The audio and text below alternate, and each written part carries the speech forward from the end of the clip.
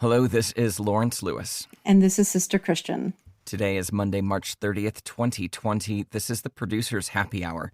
Two producers on opposite coasts reaching out to our filmmaking and live event community to hear your stories about how this pandemic has affected you, your life, and your work. Your stories let us know that we're not alone. It's important for us to keep talking, communicating, and sharing our experiences and ideas. We love hearing from you guys. It really makes our day, for sure. Yes. So please email us, or better yet, record a 1 to 2 minute voice memo and send it to us at producershappyhour@gmail.com. Just follow the instructions on our website, producershappyhour.com. And please share this show with friends and colleagues. We want these stories to be heard. I know that more and more of our episodes are being downloaded, so I know you guys are doing it. But it'd be great if you could, share it if you like it. Share it around. Share it. Share it around. Today, Christian, this is a big one. We're chatting with the Executive Director of the Producers Health Benefits Plan, PHBP, Sean Cooley. Yes, I'm so excited to hear what PHBP is doing to support their members and what their long-term plan is now that no one is paying in. Yes. Yeah, I have so many questions. I don't know if we'll have enough time for all the questions, but we'll see what happens. All right, Christian. So, Lawrence. It's a new week. Yeah. It is a new week. How was your Sunday? Sunday was lovely. Nice.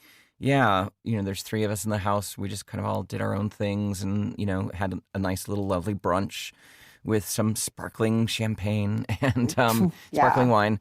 And then we had a 5 o'clock happy hour Zoom call with a bunch of friends where we actually dressed up. It was a friend's birthday, so it was fancy dress. Fun. We had cocktails and we all made dinner while, having cocktails and chatting. And then we all sat down and ate dinner. It was like a 2.5 hour Zoom call, but it was a lot of fun. I've noticed how people are doing that lately, and I can support getting behind this, even if you just have it on in the background and you can hear other people's conversations. It's kind of almost like being in a bar. Exactly. Only you're not spending a shitload of money. I know. That is one of the benefits, I guess, of this time is we're not paying for $18 cocktails somewhere. I know. You're making your own $18 cocktails. Yeah. I know. Pretty soon my top shelf liquor is going to become, medium shelf liquor. Medium shelf. Yeah, exactly. But then, so it was a lovely Sunday. But then, I woke up again Monday and I was like, all right, here we go again. Here's another week of this. I'm looking forward to the day where I don't wake up and think, oh my God, we're in this thing. Right? Well, like, when can I just wake up and it's normal? Well, I mean, my personal opinion is that we're going to have to redefine what we think normal is. I know, exactly. That's why I'm trying to when is this going to start feeling like, oh, just another day? Well, you know what my brain did yesterday when so I have been trying very hard to get through the White House briefings because I do think that I know. I know, believe me. And I'm just like yelling at the television and just because I'd like to hear the one or two things that I know are important and that they're, just cut out the patting myself on the back crap that goes on there and just, give me the facts, right? So I have been watching them, and yesterday's big continuing our social distancing until April 30th. Came down yesterday. Surprise. Right. Surprise. And my brain, and this could be just a coping mechanism or something, the first thing that popped into my brain, the very first thing was, oh, great. I don't have to worry about getting a job until May 1st because I'm not going to be able to get one. Yeah.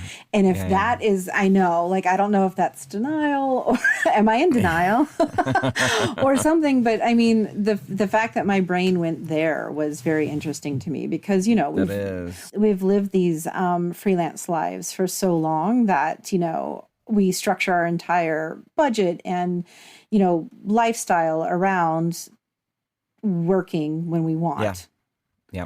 And now that we can't work, what mechanism does my brain need in order to cope with what's going on.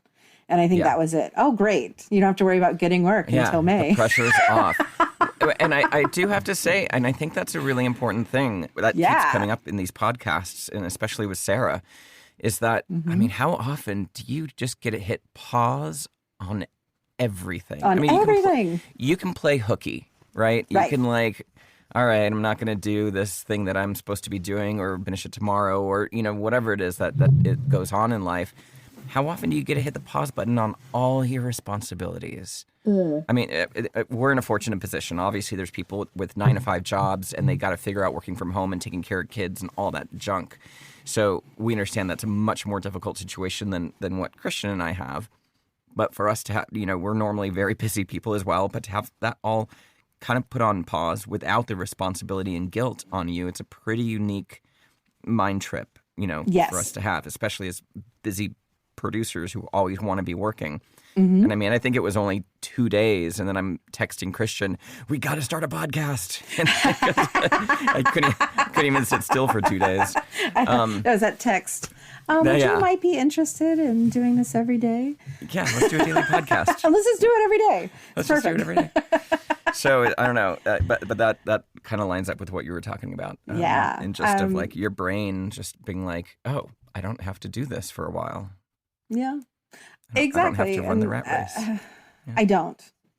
Yeah. I don't. It's a bit of absolute privilege, which I saw an interview with a doctor in India over the weekend that was like, social distancing is a privilege. Yes. Because in America, we happen to live, we as in us, the majority of us live in a situation where we can social distance.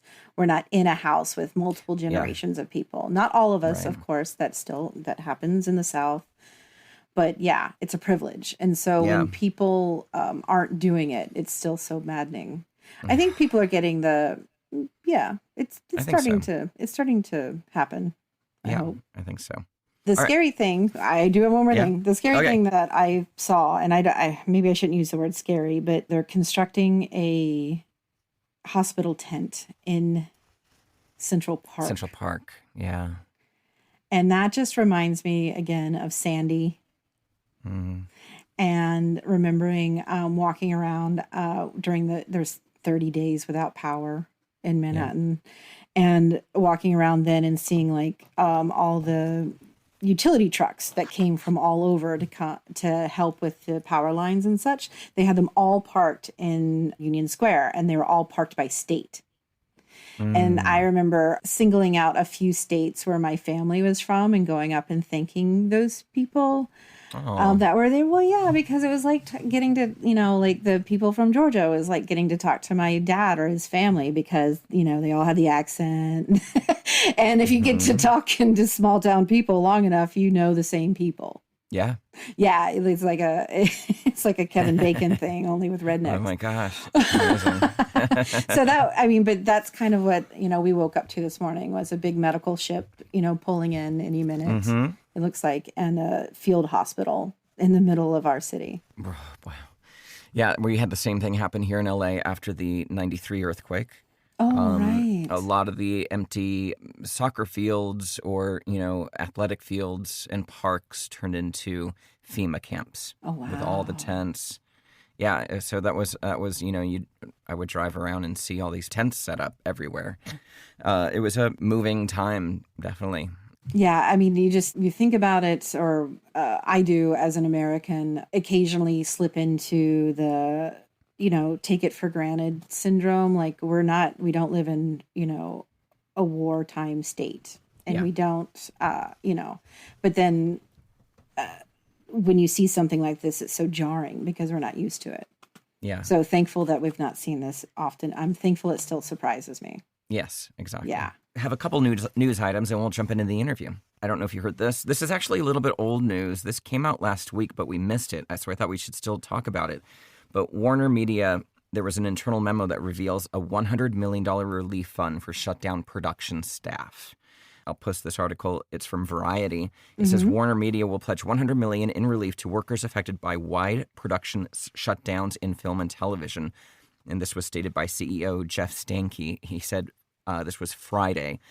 in a staff memo that was obtained by Variety. It says, quote, "We have paused many productions for the health and safety of employees, cast, crew, and community. We are stepping up with a commitment of more than $100 million to assist team members of those productions during this time." And it went on to say that IATSE, and we spoke about this, the union representing artists and crew members for Hollywood productions, they announced nearly 2 weeks ago that about 120,000 workers had been displaced by shuttered sets, by shuttered jobs. That number has surely risen as planned shoots that were going to be shooting now have been canceled in places like LA and New York. Yeah, it's a rolling. So it's a rolling thing. Great news from WarnerMedia. I don't know how that must only work for their productions, for their staff. So if you are on one of those jobs, you might want to look into how you can take advantage of some of those benefits.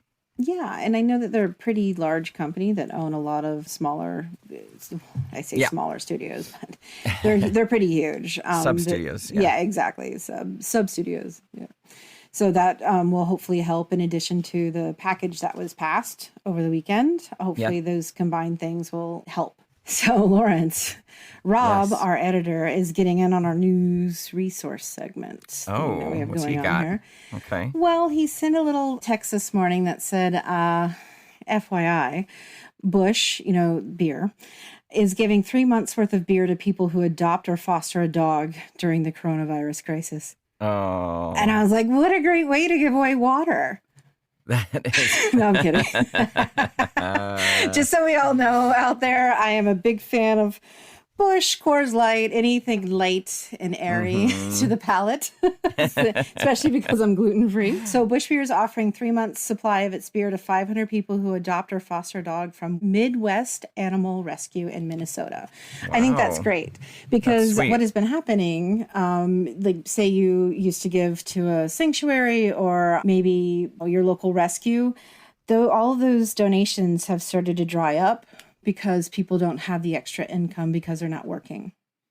So it's nice that a corporation, which is Busch, is getting in on that action, trying to encourage dog rescues. Great. I'm 100% for it. Yes. Totally. Love it. Okay, I saw something posted by, do you know Craig he goes by Bernie? He's an LA guy, so you probably, I don't know if you've worked with him. He's a gaffer and he's the owner of Onset Lighting. Maybe. He's got a big social media presence on LinkedIn, and he posted something, and since it's a public post, I'm assuming I can share it. But he said, "These are very serious times. They are also times of great social change. Inevitable circumstances will lead to inevitable change. Our media production industry has always embraced change. Now change will happen on its own timeline, whether we embrace it or not. Only those that can stand the G-force of that change will survive. I think the smartest people in the room will throw out any preconceived notions of how they think it should be and embrace the dark pit of the unknown." And he posted an article by The Hollywood Reporter. The title is, "As a Virus Upends, Hollywood May Never Return Normal." Right. And I think that's some of the things we've talked about here on this podcast is film sets are going to look different for a while. Messaging is going to be different for a while. The way people are going to consume messages is going to be different for a while. And we have to be, I feel like we should be, ready to pounce on whatever that new thing is. And I think we're in this waiting limbo of trying to figure out exactly what that's going to be because we don't have a timeline right now to work with. So I think we're just kind of in the wings waiting to see what's going to happen.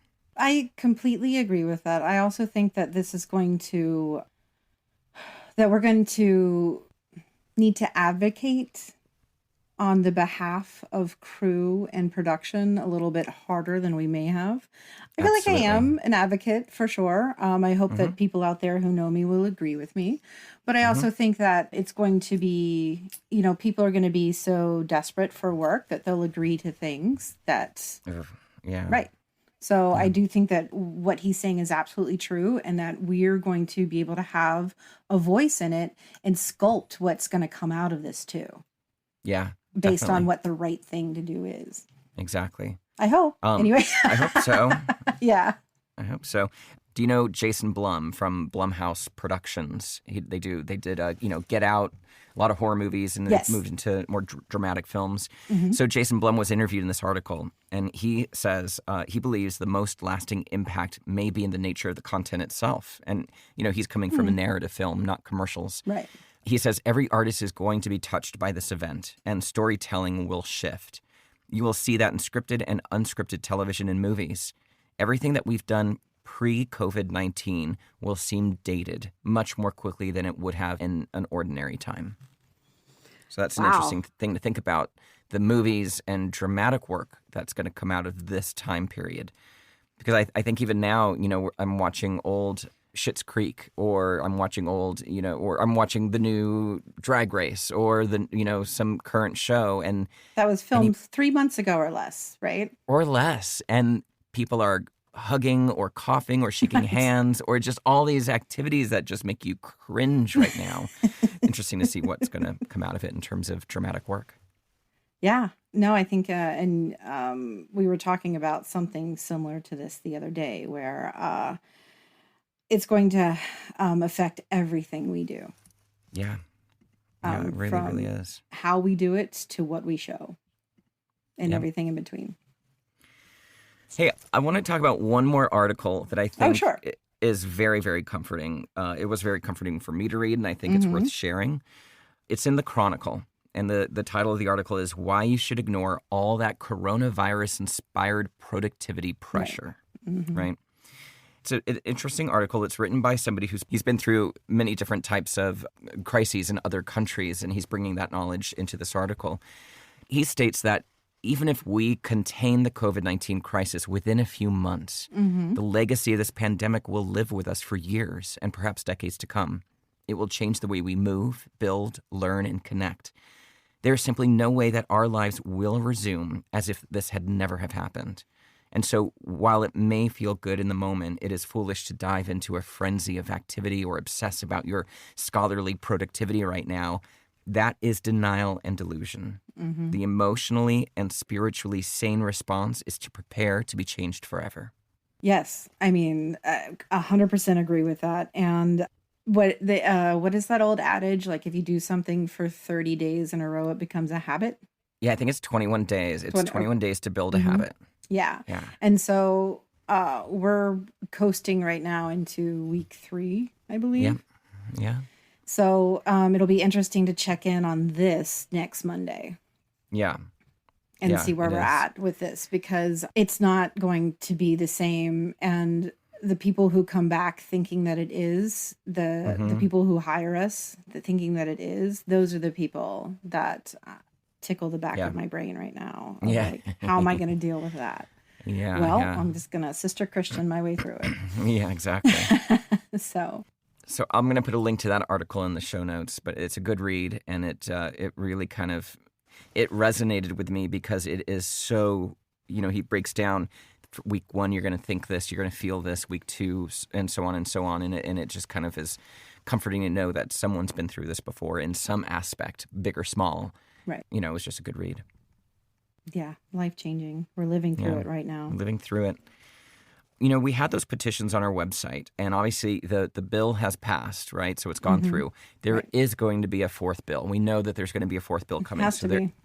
Has to be. So there's still work to do. We have on the website the form letter that you can send to your state officials to make sure freelancers are covered in financial assistance programs, and the DGA. We still have the DGA's flow chart on our website, so you can kind of see what kind of employee or contract worker you are and follow your way through the flow chart to figure out what programs you qualify for. But this week, I think it's on Thursday, we actually are going to interview the gentleman who started the petition for the live event community. His name is Isaac Rothwell, and he started that petition that we've had on our website. Yeah. And for him, the fight's not over. There's still work to do. So he's going to come on Thursday, and we're going to have a great chat with him about it. So that's exciting. I'm very excited to hear what he has to say about the future of large crowd gathering live events. Yeah. Yeah. He's very aware His of thoughts on it. Very aware that the outlook right now is grim, but it's not going to go away. Right? No, people want to gather. It's not going to go away. People want to gather. No. Concerts, live events, branded events, it's all going to still happen. Right. So it'll be a good chat. Yeah, since music started or plays or any of that, I mean, people have been gathering to be entertained. So it's going to happen. We'll just figure out. It's going to happen. Yeah. I mean, how and when is the question. Yeah. All right, let's get on to our interview because today, as I mentioned, we have Sean Cooley from the PHBP.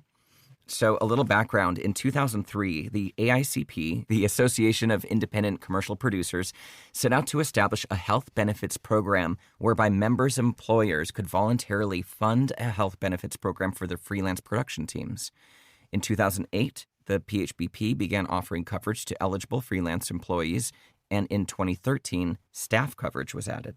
Last week, PHBP Board of Trustees approved an unprecedented relief package to help our community brace for the impact of canceled shoots, slowing workflow, and the loss of employment that comes as a consequence of each. We chatted with Executive Director Sean Cooley to find out more. Let's take a listen. So, Sean, we'd like to check in first on how you're doing and how your family's doing. I appreciate that very much.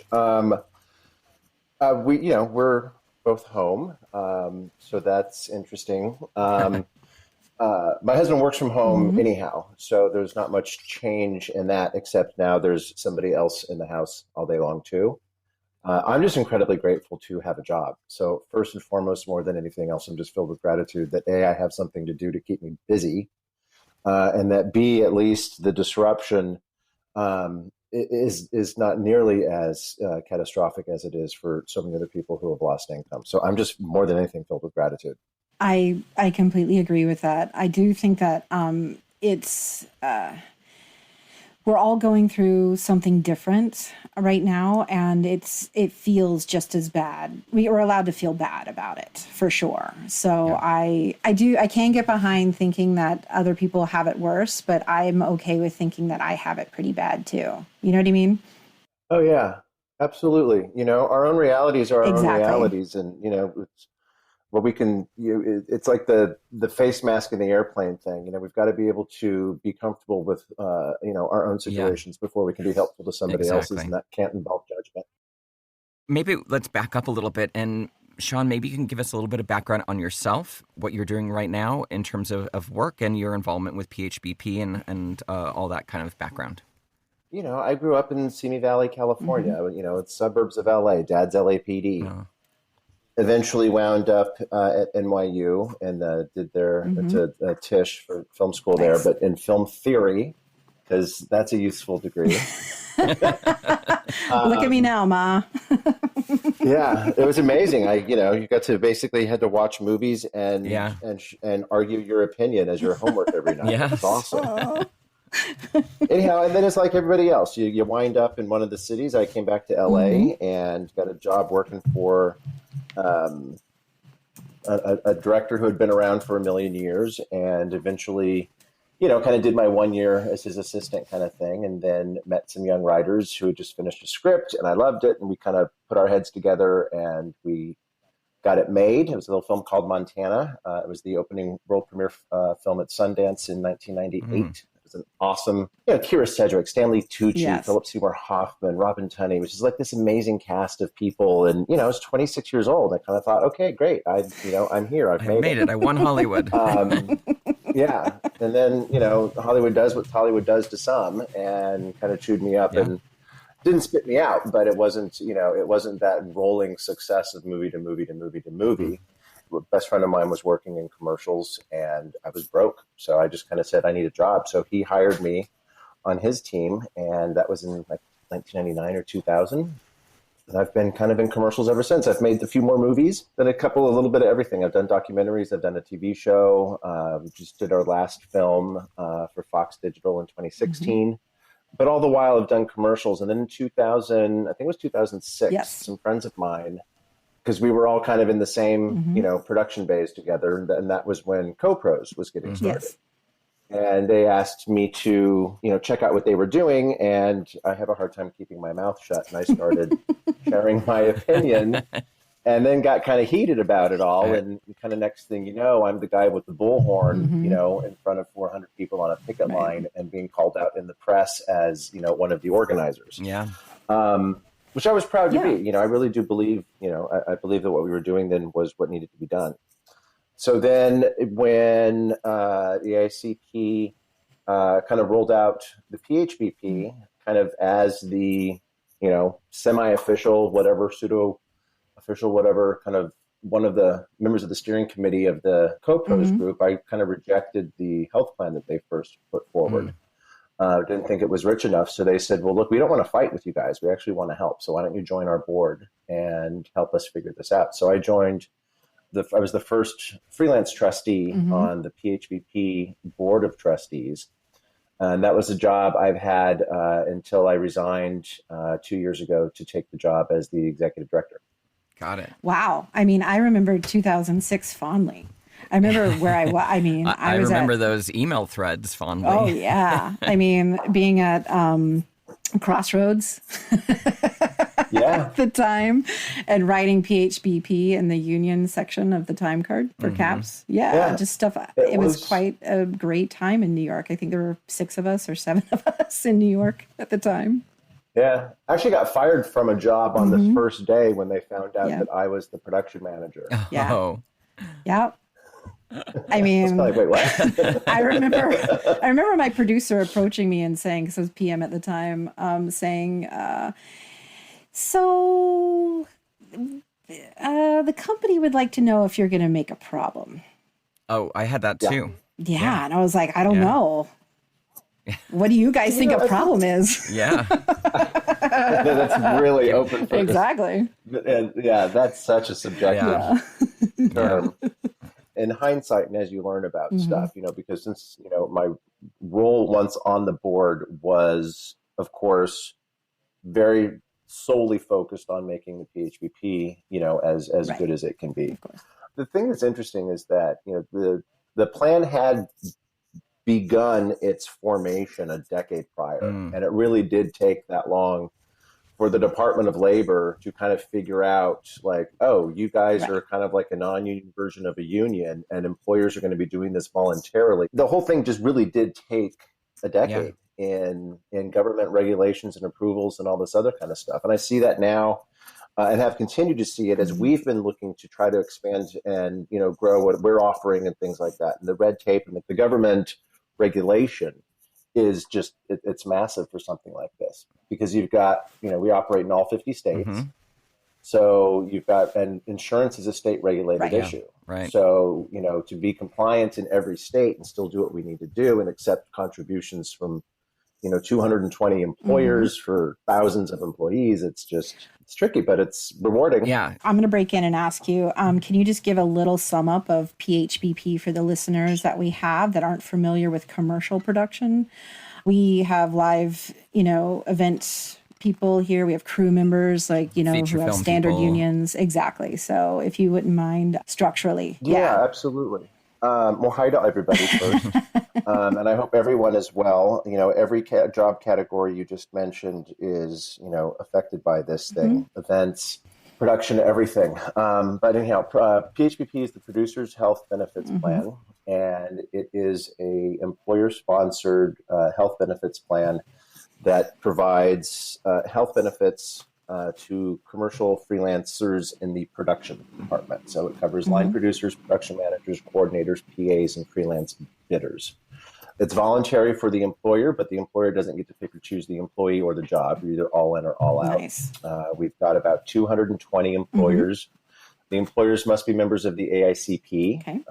And that's not just an AICP thing. That's actually dictated by the Department of Labor and the IRS. I wondered about that. Yeah. Sorry to break in. Yeah, because there's for the purpose of determining who gets to join an association for the purpose of insurance, they need definitions so that everybody doesn't just say, well, I'm a member. Yeah, and my dog groomer's a member and my hairdresser's a member. Right. So the Department of Labor is actually the one that kind of dictated in the formation of all of this, that if we're going to do something that's specific for this industry as requested, then there has to be some definition of what qualifies you as an employer in the industry. Interesting. And the Department of Labor decided that the already established trade association, which wasn't established for the purpose of the insurance, had existed for 20 years prior, would be that kind of delineator of what makes you a production company. Because they had to put some kind of structure to it. And that's what they came up with. Interesting. It's only available to AICP members. they contribute a portion, or not a portion, they make a contribution to the plan as a percentage of the gross wages of the covered workers. Right. So if you're making, it's 9% is the contribution. So if you're making $1,000 a day, we get $9. $90. And then how many members are getting the benefits? We have about 15 or 1,600 freelancers. They have about 500 or so dependents on the plan. And then in 2013, we opened up the opportunity for participating employers to cover their staffs. Exactly. And staff is probably about 960, and they have, about 800 dependents. So it's not quite 50-50, but it's roughly 50-50 between staff and employees when you consider the dependents. There's more dependents on the staff side, and there's more employees on the freelance side. Interesting. But in total lives covered, it's roughly half, about 4,000. Wow, that's fantastic. Yeah, it's pretty great. And especially with what's happening right now is when, that benefit of being in a community-driven plan as opposed to being on the open market, I think is we've been able to kind of, show one of the benefits of, of the collective, if you will. Right. Let's dive in now to what the PHBP is offering to its members as a part of the relief package for everyone that's been affected by this pandemic. I know you guys sent out an email, an e-blast last week that kind of broke it all down, but do you want to just kind of give us a little summary of some of the things that you guys are thinking about for everybody? In the immediate of, okay, what can we do for folks? People are losing jobs. And when you lose jobs, not only do you lose income, but when there's no income from the perspective of the plan, there's no contributions. Right. And which means not only is the plan not getting that income, but if there's no contributions, that means you're not getting the credit for the job. Yeah. The qualification, right? Yeah. The qualification. Right. So the first thing we wanted to do, and the very first announcement we sent out, which is before any of the details of last week's announcement, was just to reassure everybody that no one's going to lose their insurance for not working right now. Great. The way we're structured, there's a 2-month lag between the amount of time you can qualify and then when the start date is for the insurance based on that qualification. So we knew nobody was going to be losing any insurance right away. But that didn't help the fact that people were scared right away. Right. So the first thing we did was we said that we were going to extend the qualification periods, which is the 12-month period that you have to, qualify for the insurance. In our plan, it's earning $35,000 in that 12 consecutive month period or working 100 days. So we said we're going to extend 3 months. So everybody will now have a 15-month qualification period this year. Oh, wow. And that's huge. Then because people are also, the insurance is tied to the qualification period, everybody automatically now gets a 15-month insurance period this year instead of 12. So everyone's insurance and qualification periods are being extended 3 months.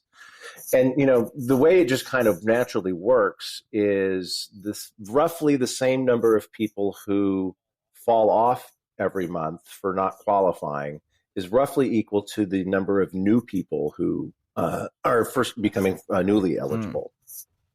So our total head count is roughly the same month to month, but there's some outliers who, some people who work, I would imagine that they're working mostly for non-participating employers. Right. And then if they don't qualify, they fall off, but other people kind of step in to take their place. I see.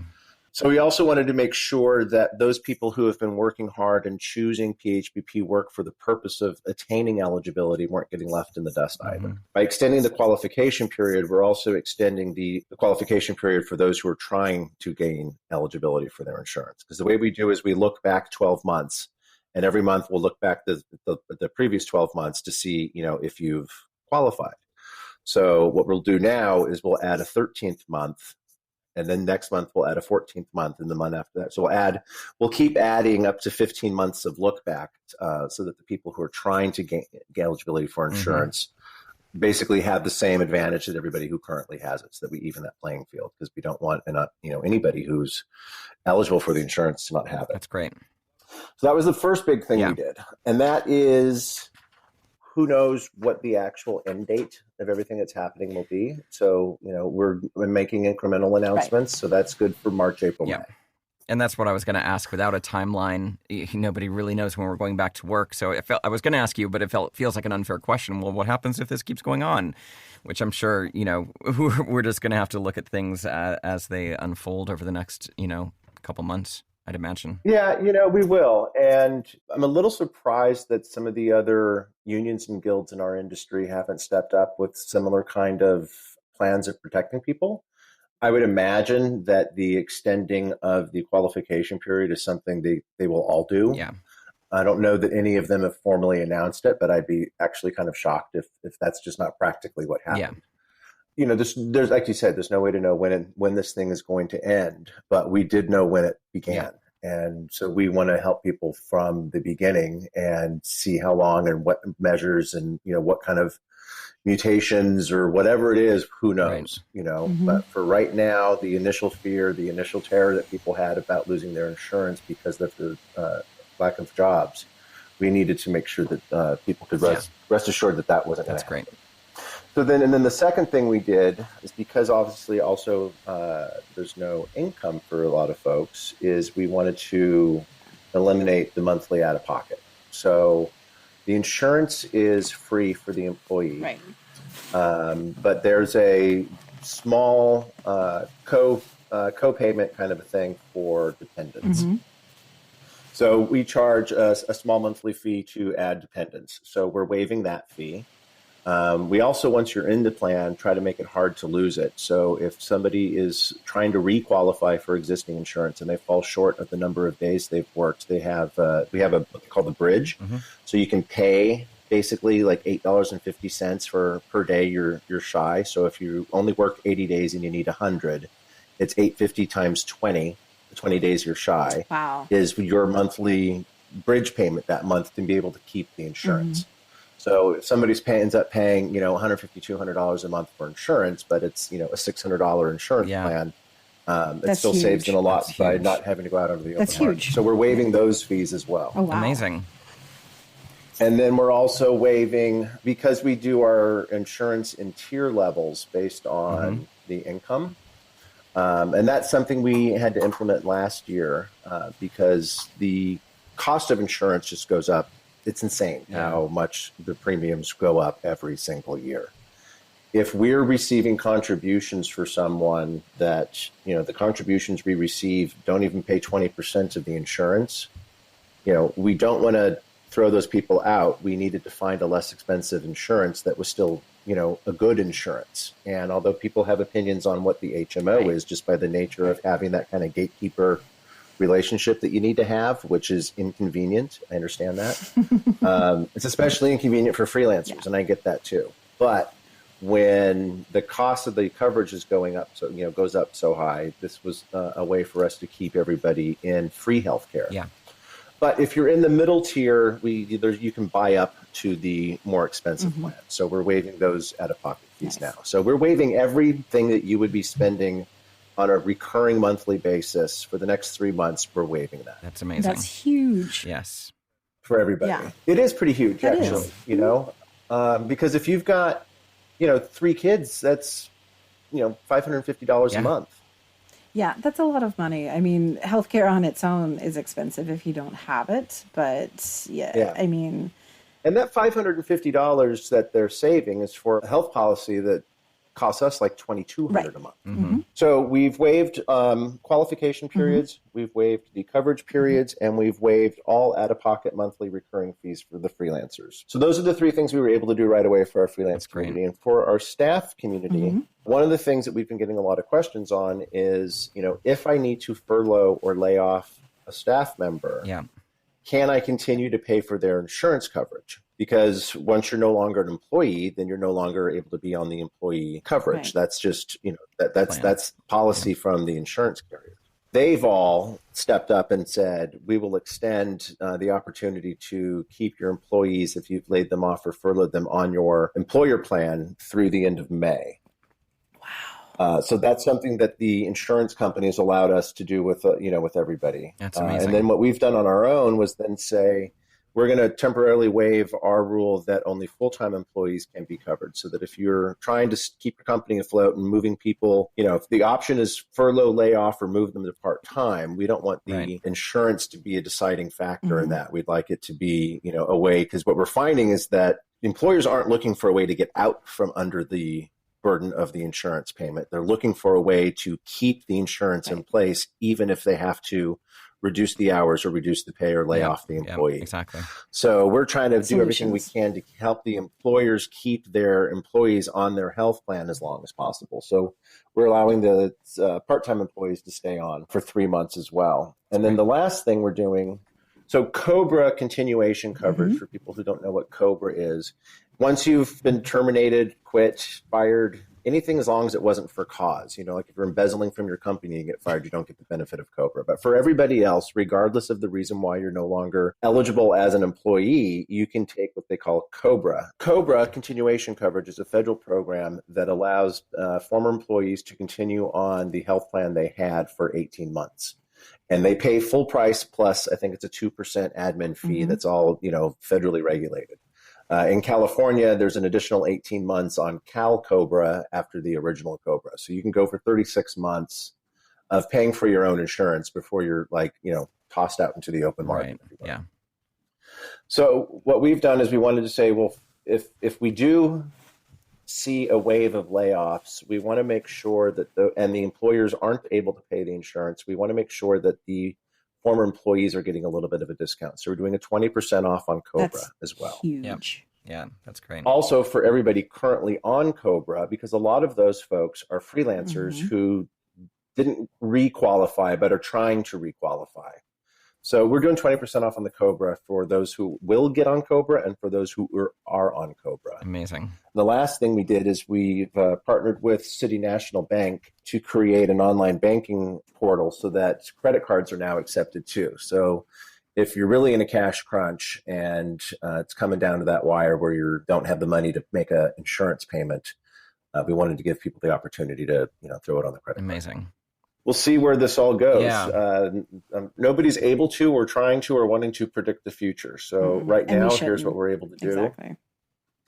Yeah, because I think if you get too forward thinking in it, it just leads to anxiety, and it either can create some false hope or it creates depression that's unnecessary because it's easy to catastrophize in a situation like this that, on many levels is a catastrophe. Yeah. We kind of have to compartmentalize where the catastrophe lies because it's not universal in every aspect of our lives. Right. And it hasn't happened yet. I mean, the future hasn't happened yet. I know how that sounds, but we don't know what's going to happen and it's beyond our control. Yeah. It's bigger than us. Absolutely. Absolutely. And I know it's been a while since you've been on the freelance circuit, but I don't know, do you have any advice for the people that you offer this healthcare plan to, of words of wisdom about how they can get through this kind of downturn? And, I don't know if that's an unfair question, but would love to hear what your thoughts on that.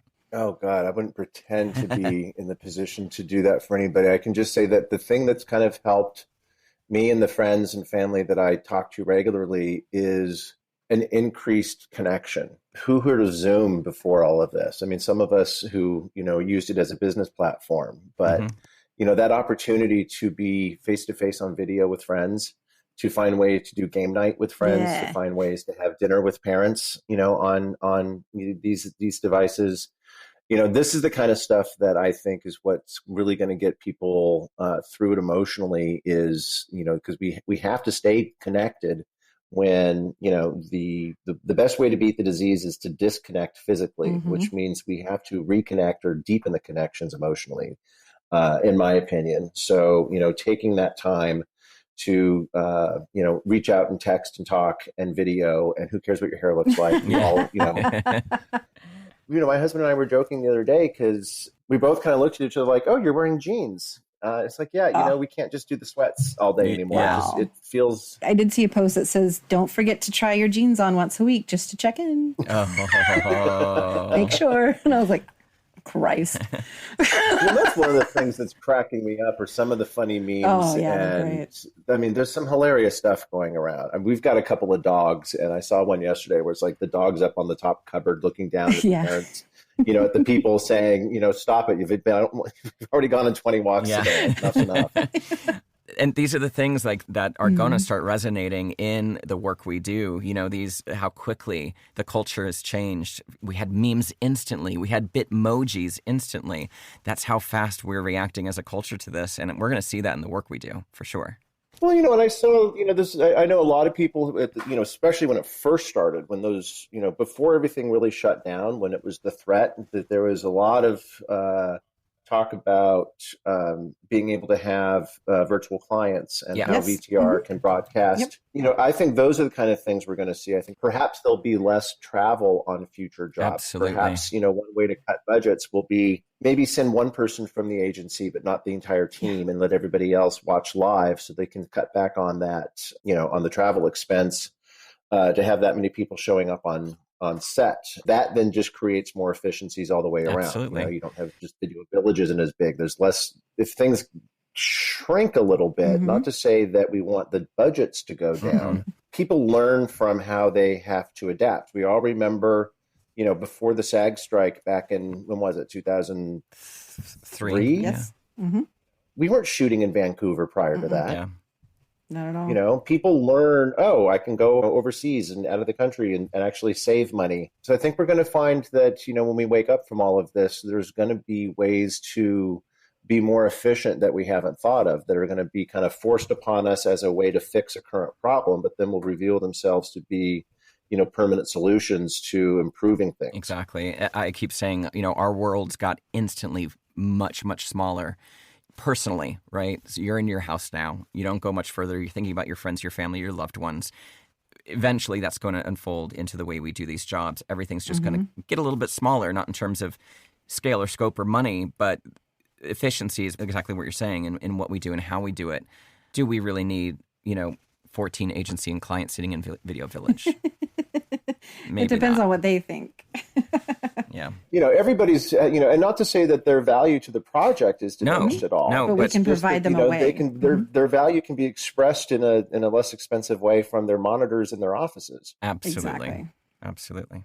It never ceases to amaze me the way that the production community can solve a problem instantly. The ability, and it's just, it's a skill set, obviously, that must be had to be successful in the business, is that opportunity to predict what's coming around the corner so that you can kind of estimate whether or not your current fix is going to be a future problem or not. Because you have to kind of see what the domino effect of everything is. I mean, if we had a production manager in the White House, we'd be 3 months ahead of the game of where we are. I'm right volunteering right now. I have in the past. Like, I would run this shit so much better. just so everyone knows. Yeah. I mean, there'd be a common sense approach laced with honesty. But, for a lot of people who are experienced in production, what that second career is, I would think that every one of us would be qualified to be in the kind of management levels of, FEMA and the Red Cross and all these other things that have to organize quickly and respond instantly. Absolutely. I 100% agree with that. This may be the time that inspires people to make those kind of shifts and find out how their skill set applies to other things that maybe are more fulfilling. Not to say what we do is not fulfilling, but, now's a moment of reflection upon that. And you can see what our weird set of skills, how it works for other things, which is an interesting moment in time, I think, for everybody. I do. Yeah, I agree. Sean, how can if people have questions about their coverage, how can they get answers? Is there a place for them to call, to email? Is there a website? So our website is phbp.org.